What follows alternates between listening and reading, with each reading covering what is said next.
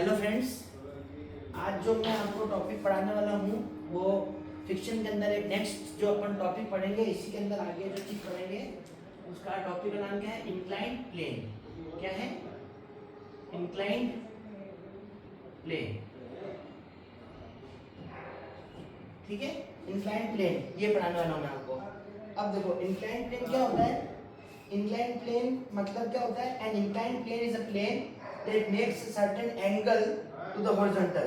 ठीक है, मतलब जैसे कि ये कोई हॉरिजॉन्टल सरफेस है, ये कोई हॉरिजॉन्टल सरफेस है, ये सरफेस है कोई हॉरिजॉन्टल। ठीक है, अब इसके ऊपर जैसे ये कोई रैंप बनाया मैंने, रैंप जो है वो परफेक्ट एग्जांपल है इंक्लाइंड प्लेन का। तो अब ये रैंप बनाया, सपोज मैंने इसके ऊपर गाड़ियाँ चलती, जो अपने घर के बाहर रैंप होता है, वो जो है वो एक एग्जांपल है इंक्लाइंड प्लेन का। ठीक है ना। तो अब इस रैंप ने क्या किया, इस हॉरिजॉन्टल सरफेस से क्या किया, कुछ ना कुछ एंगल बनाया थीटा। ठीक है, कुछ ना कुछ एंगल बनाया थीटा मान लो, या इसको अल्फा मान लो, इसको अल्फा मान लो। ठीक है ना। तो इस तरह के जो सरफेसेस होते हैं, जो मतलब हॉरिजॉन्टल से कुछ एंगल पे कोई सरफेस है जिसका हॉरिजॉन्टल से कुछ ना कुछ एंगल है, उस पे उठा हुआ है, मतलब इस हॉरिजॉन्टल सरफेस से कोई सरफेस उठा हुआ है किसी एंगल के ऊपर, तो इस तरह के फिगर को अपन क्या बोलते हैं? इंक्लाइंड प्लेन बोलते हैं।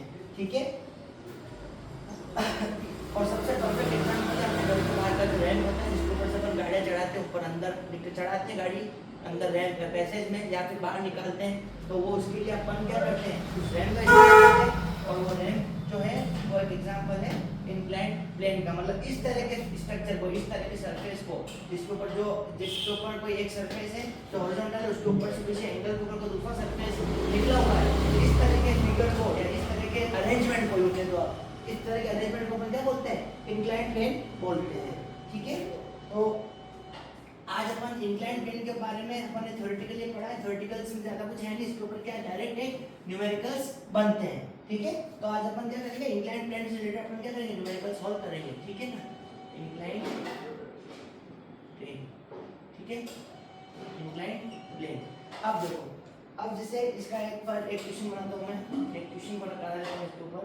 जैसे कि क्या बोल रहा है, देखो क्वेश्चन पढ़ते हैं सबसे पहले। A body of weight W is placed on a rough inclined plane of inclination alpha। ठीक है, जैसे कि ये कोई सरफेस है, ठीक है, ये कोई प्लेन सरफेस है। अब ये बोल रहा है इंक्लाइंड प्लेन है। इंक्लाइंड प्लेन मतलब इससे ऊपर उठा हुआ ये सरफेस है। ठीक है, इसके ऊपर उठा हुआ ये सरफेस है। ठीक है, और ये सरफेस है ऐसा। ठीक है, सपोज ये कोई सरफेस है इस टाइप का। अब इसके ऊपर क्या है? A body of weight W is placed on a rough inclined plane। अब इसके ऊपर कोई वेट पड़ा हुआ है W। ठीक है ना, कोई चीज नहीं, ये W। ठीक है, तो अब ये बॉडी भी पड़ी हुई है इसके ऊपर, इस इंक्लाइंड सरफेस के ऊपर कोई ये बॉडी पड़ी हुई है, तो ये इसका वेट W तो हो गया नीचे लगेगा ग्रेविटेशन की वजह से। हो गया ये जो बॉडी है ये इस सरफेस के ऊपर रखी हुई है, तो ये 100% ये बॉडी इस सरफेस के ऊपर कोई ना कोई वेट नीचे लगाएगी, कोई फोर्स लगाएगी इस तरह से। तो सपोज वो कितना लगाती है? वेट W लगाती है। ठीक है, ये पहले डिस्कस कर चुके अपन ये चीज। ठीक है, तो और अब क्या हो रहा है? अब देखो, a body of weight W is placed on rough inclined plane of inclination alpha. ये एंगल कितना है इसका? अल्फा दे रखा है, ये कितना एंगल है? इस सरफेस से, इस प्लेन सरफेस से ये जो इंक्लाइंड प्लेन है, इसका एंगल कितना है? अल्फा है। कितने पर क्वेश्चन दे रखा है। ठीक है, find the force which should be applied parallel to the plane so that the body is on the point of motion। ठीक है ना, तो अब अपने को ये फोर्स निकालना है जब, so that the body is on the point of motion। First जो है डाउनवर्ड के लिए निकालना अपने को, फर्स्ट किसके लिए? डाउनवर्ड के लिए। फर्स्ट किसके लिए? डाउनवर्ड के लिए। डाउनवर्ड के लिए का मतलब क्या है? ये बॉडी जब नीचे आ रही है तब फोर्स P कितना होगा? ठीक है, फोर्स P की वैल्यू निकालनी है। P क्या है वो मैं आपको डायग्राम में भी बताऊंगा। देखो P की वैल्यू अपने को निकालनी है जब ये बॉडी क्या हो रही है? नीचे की साइड आ रही है तब। और दूसरी चीज अपने को निकालनी है जब ये बॉडी ऊपर की साइड जा रही है तब। ठीक है ना, अपवर्ड अपने को अपवर्ड के लिए भी कैलकुलेशन करनी है, अपने को डाउनवर्ड के लिए भी कैलकुलेशन करनी है। ठीक है, तो अब देखो सबसे पहले मैं क्या कर रहा हूँ, अभी अपवर्ड को मिटा देते हैं अपन। सबसे पहले मैं डाउनवर्ड के बारे में अपन बात करते हैं। सबसे पहले अपन डाउनवर्ड के बारे में बात करते हैं। डाउनवर्ड के बारे में बात करते हैं, तो देखो अब क्या हो रहा है इस डायग्राम में देखना। सपोज ये बॉडी है, ये मूव कर रही है नीचे की साइड में। ठीक है ना, ये कहाँ मूव कर रही है, ये नीचे की साइड में इधर आ रही है, ये मतलब ये रिवर्स रही है, फिसल रही है यहाँ से ऊपर से नीचे की तरफ, इस डायरेक्शन में, इस डायरेक्शन में, इस डायरेक्शन में। तो अब क्या होगा, देखो अब क्या होगा, अब जब ये बॉडी नीचे की साइड जा रही है तो इसको रोकने के लिए, इस बॉडी को रोकने के लिए अपन फोर्स किधर लगाएंगे, इसके इस साइड में लगाएंगे। तो सपोज ये फोर्स लग रहा है इस साइड में P, ठीक है, सपोज ये फोर्स लग रहा है इस साइड में कितना P लग रहा है, ठीक है। तो अब देखो, अब इसके अंदर क्या होगा, अब इसके अंदर क्या था, इसके ऊपर अपन फोर्स डायग्राम बना देता हूं मैं, इसका फोर्स डायग्राम बनाता हूं, ठीक है। अब क्या हो रहा है, अपन फोर्स इधर से लगा रहे, खींच रहे हैं, ये बॉडी क्या है, खींच के अपन इसको ऊपर ले जा रहे हैं, मतलब इसकी टेंडेंसी तो है नीचे डाउनवर्ड मूव करने की, डाउनवर्ड का केस मैं पढ़ रहा हूं। तो जब ये बॉडी नीचे की साइड में मूव करने की कोशिश करी अपने आप, तो इसका जो फ्रिक्शनल फोर्स क्या होगा, फ्रिक्शनल फोर्स जो लगेगा वो किधर लगेगा, बॉडी मूव करने की कोशिश कर रही है इधर नीचे की साइड में, तो इसका फ्रिक्शनल फोर्स कैसे लगेगा, इधर लगेगा, अपोजिट। फ्रिक्शनल फोर्स के साथ बॉडी की टेंडेंसी जो होती है उसके अपोजिट लगता है, इस बॉडी की टेंडेंसी नीचे मूव करने की है, तो ये फ्रिक्शनल फोर्स कैसे लगेगा, ऊपर की साइड लगेगा, ठीक है। तो यहाँ पे फ्रिक्शनल फोर्स क्या हुआ, फ्रिक्शनल फोर्स इस डायरेक्शन में लग रहा है, फ्रिक्शनल फोर्स इस डायरेक्शन में लग रहा है, तो F इक्वल टू कितना होता है, F इक्वल टू कितना होता है, म्यू आर, वो कितना लगेगा, इस डायरेक्शन में लग रहा है, इस डायरेक्शन में लग रहा है, ठीक है। अब देखो, अब देखो, अब क्या हो रहा है, ये W फोर्स लग रहा है, W फोर्स लग रहा है, तो अब इसको क्या करते हैं अपन इसको इस W फोर्स को रिजॉल्व कर देते हैं, रिजॉल्व कर देते हैं x एक्सिस और y एक्सिस का तो ये देखो, सपोज ये W जो है वो क्या कर रहा है, ये हॉरिजॉन्टल लाइन है, ये हॉरिजॉन्टल लाइन है, ये हॉरिजॉन्टल लाइन है, यहाँ से ये सपोज ये अल्फा बना रहा है एंगल, ठीक है ना, ये अल्फा है, ये भी अल्फा है, ठीक है। तो अब क्या हो रहा है, देखो ये एंगल W अल्फा बना रहा है इससे, तो ये कितना हुआ, ये कितना हुआ, ये हो गया W cos अल्फा हुआ, cos अल्फा हुआ, ये W cos अल्फा हुआ, और W cos अल्फा हुआ, ये इस डायरेक्शन में नीचे की साइड में, ये डायरेक्शन ऐसा, ये भी ऐसा रहेगा, और इधर से ये यहाँ पे काउंटर फोर्स लगेगा, यहाँ पे फोर्स लगेगा, कितना लगेगा, इसके लिए W sin alpha, W sin alpha लगेगा, क्योंकि इस डायरेक्शन में लगेगा, ठीक है। अब देखो, अब देखो, अब अपन ने इस फोर्स को रिजॉल्व कर लिया, तो अपन इसकी इक्वेशन बनाते हैं। इसकी इक्वेशन मैंने कैसे बनेगी, देखो ये इधर एक तो लगा इधर P, एक तो ये फोर्स लगा P भी इधर लग रहा है, और frictional force F equal to वो भी किधर लग रहा है, इसके डायरेक्शन लग रहा है, ये दोनों की डायरेक्शन क्या है, सेम है, तो P प्लस म्यू आर, ये तो क्या एक डायरेक्शन में फोर्स, ठीक है, P प्लस म्यू आर। अब क्या हो रहा है, W sin अल्फा जो लग रहा है वो किधर लग रहा है, इस डायरेक्शन में लग रहा है, W sin अल्फा किधर लग रहा है, इस डायरेक्शन में लग रहा है, तो इसको क्या करना है, माइनस कर देंगे, minus W sin alpha minus W sin alpha बराबर कितना होगा, 0 हो गया, ठीक है, ये 0 हो गया। तो यहाँ से P कितना आया, P बराबर कितना आ गया, P बराबर आ गया, इसको इधर लेके चले गए, तो P बराबर क्या आ गया, W sin alpha minus mu R, W sin alpha minus mu R, ये की इक्वेशन आ गई यहाँ डाउनवर्ड फोर्स, समझ में, एक आपकी इक्वेशन आ गई। अब क्या होगा अब क्या होगा, अब देखो, अब क्या है, यहाँ पे देखो, ये यहाँ पे एक रिएक्शन फोर्स भी लग रहा है, रिएक्शन हमेशा क्या ऊपर की तरफ लगती है, तो यहाँ पे रिएक्शन फोर्स भी लगती है। तो अब अपन क्या करेंगे, x एक्सिस के अलोंग अपन ने फोर्स को रिजॉल्व कर लिया और ये इक्वेशन बना ली। अब अपन क्या करेंगे, इस y एक्सिस के अलोंग भी तो फोर्स लग रहे हैं, r लग रहा है और ये w लग रहा है, w sin alpha, w cos alpha, w sin alpha लग रहा है, ठीक है ना। तो अब अपन क्या करेंगे, y एक्सिस के अलोंग फोर्स को रिजॉल्व करेंगे, ठीक है। तो ये क्या हो गया, r minus w cos alpha r minus w cos alpha बराबर कितना होगा, 0, r minus w cos alpha बराबर 0 इस एक्सिस के अलोंग। तो r इक्वल टू कितना हो गया, r इक्वल टू कितना हो गया, w cos अल्फा हो गया, r इक्वल टू कितना हो गया, w cos अल्फा हो गया, r equal to w cos alpha, ये हो गया सेकंड इक्वेशन आ गई, सेकंड इक्वेशन ये आ गई, ठीक है।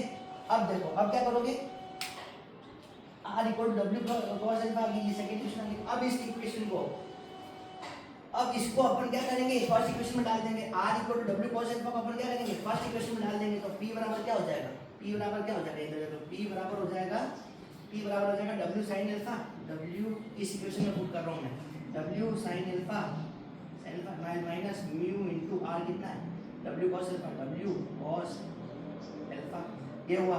ठीक है, तो अब देखो अब क्या होगा, इसको आप खोल दो, इसको खोल दो, तो p इक्वल टू क्या हो जाएगा, p equal w sin alpha minus mu w cos alpha, ये हुआ।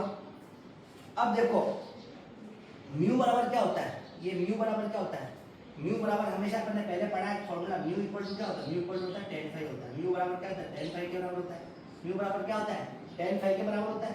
तो अब अपन क्या करेंगे, mu equal to tan phi इस इक्वेशन में रख देंगे। ठीक है, तो यहाँ पे क्या हो जाएगा, इस इक्वेशन रखेंगे, इस इक्वेशन रखेंगे, तो p बराबर क्या होगा, इधर देखो, यहाँ से इधर देखो,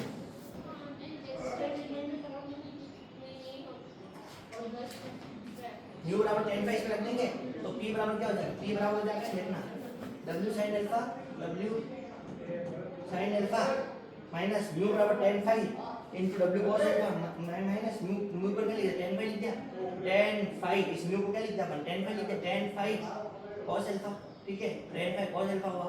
अब tan फाई को अपन क्या लिखते हैं, यहाँ से लिख दो, p इक्वल टू क्या हो गया w sin alpha minus tan phi को क्या लिखते हैं sin phi upon cos phi minus sin phi upon cos phi cos alpha. समझ में, ये p की वैल्यू आ गई, ये p की वैल्यू आ गई, p की वैल्यू कब आ गई, p की वैल्यू आ गई जब अपन ये बॉडी क्या है नीचे की साइड में जा रही है, तब p कितना होगा, कितना होगा। समझ में आया आपको, समझ में आया आपको। ये तो अपन ने निकाला है कि जब बॉडी डाउनवर्ड मूव करने की टेंडेंसी में है, जब बॉडी नीचे की साइड में मूव करने की टेंडेंसी में है, तब क्या होगा, तब फोर्स कितना लगेगा, कितना लगेगा। समझ में आया आपको। अब अपन क्या करेंगे, इसी का जो नेक्स्ट पार्ट है कि जब बॉडी ऊपर मूव करने की कोशिश करें। ठीक है, जब बॉडी ऊपर मूव करने की कोशिश करें, अब देखो अब क्या होगा, जब बॉडी ऊपर मूव करने की कोशिश करेगी तो डायग्राम किस तरह का पता करेगा वो बताता हूं मैं। ये तो डाउनवर्ड के लिए अपन डिस्कस कर लिया। अब मैं जो सेकंड पार्ट है आपका, सेकंड पार्ट क्या है आपका कि जब बॉडी ऊपर मूव करने की कोशिश करे, सेकंड पार्ट क्या है, जब बॉडी ऊपर मूव करने की कोशिश करे अपवार्ड। अब मैं बात कर रहा हूँ अपवार्ड की। ठीक है, अब मैं बात कर रहा हूँ अपवार्ड की, जब बॉडी ऊपर की साइड में मूव करने की कोशिश करेगी तब क्या होगा। अब देखो जैसे कि अपवार्ड क्या मतलब हो गया, ये इंक्लाइन प्लेन है, ये कोई हॉरिजॉन्टल सरफेस, ये आपने इंक्लाइन प्लेन बनाया, ये आपने इंक्लाइन प्लेन बनाया, ये बॉडी है आपकी, ये अल्फा बना रहा है, यहाँ से इंक्लाइन प्लेन जो है अल्फा एंगल बना रहा है हॉरिजॉन्टल से। ठीक है, ये आपकी बॉडी है, ठीक है, ये आपकी बॉडी है, ये आपकी बॉडी है। और जब बॉडी ऊपर की साइड मूव कर रही है, मतलब फोर्स कितना लग रहा है, ऊपर की साइड लग रहा है P। ठीक है, ऊपर की साइड फोर्स लग रहा है P, तो जाहिर सी बात है जब बॉडी ऊपर की साइड मूव करेगी तो फ्रिक्शनल फोर्स नीचे की साइड में लगेगा, यहाँ से यूं इसके अपोजिट लगेगा। F इक्वल टू कितना हो जाएगा mu R, F equal to mu R कितना लगेगा, इस डायरेक्शन लगेगा, इस डायरेक्शन लगेगा, इस डायरेक्शन में लगेगा। ठीक है, और वही नीचे की साइड इसका W वेट लगेगा, जो कोई वैसा वैसा लगेगा, पिछली बार जैसा था वैसा कुछ इसमें कोई चेंज नहीं आएगा। और क्या लगेगा, इसके ऊपर क्या लगेगा, W नीचे लग रहा था, ये R रिएक्शन लगेगी ऊपर की साइड में। समझ में आया आपको। अब इसके अंदर क्या करेंगे, अब देखो अब इसके ऊपर कौन कौन से फोर्सेस लग रहे हैं, अब इसके ऊपर कौन कौन से फोर्सेस लग रहे हैं, इसके ऊपर लग रहे हैं फोर्सेस, सबसे पहले तो वेट लग रहा है W। ठीक है, W/dh की वेट लग रहा है, एक तो वोल्ट लग रहा है, एक सेकंड चीज लग रही है रिएक्शनल फोर्स, रिएक्शनल फोर्स कितना R लग रहा है। ठीक है, रिएक्शनल फोर्स R लग रहा है, फिर एक ट्रैक्टिव फोर्स लग रहा है P जो अपन खींच रहे हैं जिसको, ठीक है ना, इसको अपन ऊपर की साइड खींच रहे हैं ऐसे, तो थर्ड फोर्स क्या लग रहा है, ट्रैक्टिव फोर्स लग रहा है P। और चौथा क्या लग रहा है, frictional force F equal to frictional force mu R. तो ये चार तरह के फोर्स इसके ऊपर लग रहे हैं। ठीक है, अब देखो अब इसको अपन क्वेश्चन को सॉल्व करते हैं। क्वेश्चन को सॉल्व कैसे करेंगे, ये तो चार फोर्सेस मैंने आपको बता दी, ये लग रहा है। अब देखो अब अपन क्या करते हैं, ये जो W है इसको अपन रिजॉल्व करते हैं। सपोज ये यहाँ से अल्फा एंगल बना रहा है, ठीक है ना, ये W एंगल है, ये अल्फा एंगल यहाँ से बना रहा है, ठीक है ना, ये से अल्फा एंगल बना रहा है, वही पहले क्वेश्चन में देखा अपने को। तो देखो ये पार्ट यहाँ पे क्या होगा, ये अल्फा है तो यहाँ पे क्या होगा, ये W cos अल्फा होगा, W cos अल्फा होगा, ये W cos अल्फा होगा।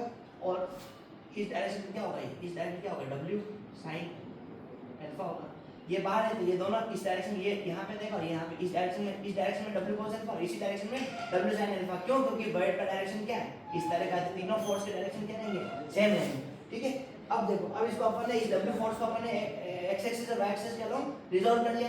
अब अपन इसमें क्या इक्वेशन लगाते हैं, ठीक है ना। इक्वेशन लगाते हैं, क्या है देखो, P बराबर क्या हो जाएगा, एक तो इधर की साइड में x इस डायरेक्शन में एक ही फोर्स है P, तो P लिखा है P बराबर क्या हो जाएगा, P इक्वल टू, इधर कोई फोर्स और है ही नहीं, तो P इक्वल टू क्या हो जाएगा, P इक्वल टू हो जाएगा एक तो mu r, P equal to mu r plus इन दोनों को एक साइड में लग रहे थे, दोनों एक पॉजिटिव रहेंगे इस डायरेक्शन में अपन, तो ये P इक्वल टू क्या हो गया, एक तो म्यू r प्लस एक और कौन सा फोर्स लग रहा है इस डायरेक्शन में, ये वाला फोर्स जो अपन रिजोल्व किया, तो P इक्वल टू क्या हो जाएगा, mu r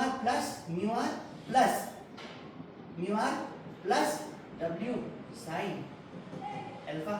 P equal to कितना होगा, mu r plus W sin alpha हो गया। एक पे लग गया, x एक्सिस के अलावा फोर्स अपन रिजोल्व किया, उसकी इक्वेशन ये बनी, तो एक तो इक्वेशन बन गई है, इसको नंबर दे दे नंबर 1, ठीक है।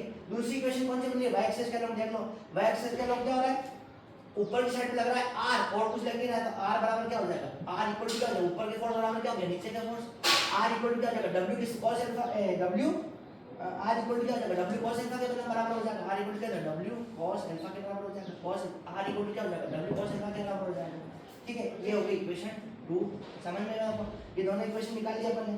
अब अपन क्या करेंगे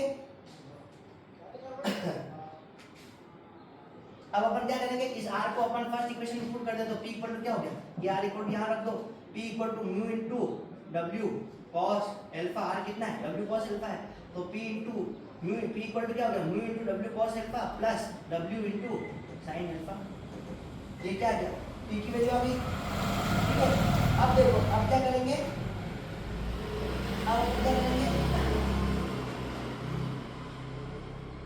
हाँ, अब यहाँ पे क्या है, म्यू की वैल्यू कितनी है, म्यू बराबर tan phi होता है, सिंस यहाँ देखो, सिंस म्यू बराबर फॉर्मूला था, म्यू बराबर tan phi होता है, tan phi यहाँ पे अल्फा है तो बराबर क्या होगा, tan अल्फा हो जाएगा, tan म्यू बराबर कितना है, tan अल्फा होता है, ये फॉर्मूला होता है, ठीक है। तो अपन क्या करेंगे